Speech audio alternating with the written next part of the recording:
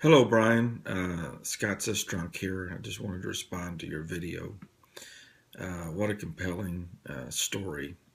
I'm attracted to it because your story is so different from mine. You're first generation, got the Holy Ghost when you're a teenager, and uh, I, my, of course, I don't know if you watch my video, but I'm fifth generation apostolic. Got the Holy Ghost when I was 7. So it's wonderful to see that. Just you can tell in your presentation that you've gotten some maturity and some experiences. Your obvious love for your special needs brother, and it shaped your life. And also the persecution that you went through in high school. You can just kind of hear the steel in your voice, the determination, and I love that.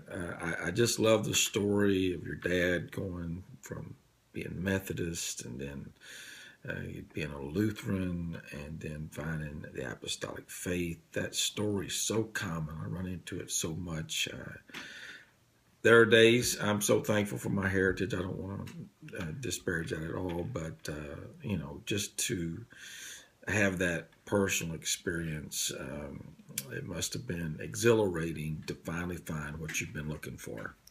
Is interesting to me too, and intriguing that as a Methodist kid, you were praying, seeking God, loving God. I mean, uh, you just don't think about people's hunger for God in when you're raised in the church. You just almost think, and it's a cultural change that has to take place, but we're just kind of geared to think, well, surely they know better than being a Lutheran church. Surely they know better than being a Methodist church. But really, that's where you were raised, and you were taught to honor and love Jesus.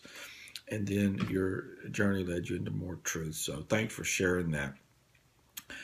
Um, I can see where you received your passion to teach, because you obviously had somebody that taught you. And thank God your pastor saw in you something and was able to take the time to answer your questions, give you material, follow up with you. That to me, that's the mission of the church. We're talking about the mission of the church. You're living proof of a man of God that knew what the true mission of the church was, and he invested in you, and there's no telling how you're going to impact the world. And it was just awesome. Glad to see that you're involved right now. You're not waiting for some mystical day when you're going to get your degree and everything's going to be settled and you'll be qualified to be involved, but you're being involved right now, doing what your hands find to do. That's exactly what I did in the church. I just did everything. Didn't intend to be a preacher, didn't intend to necessarily be in ministry, but I loved God and I wanted to do whatever I could.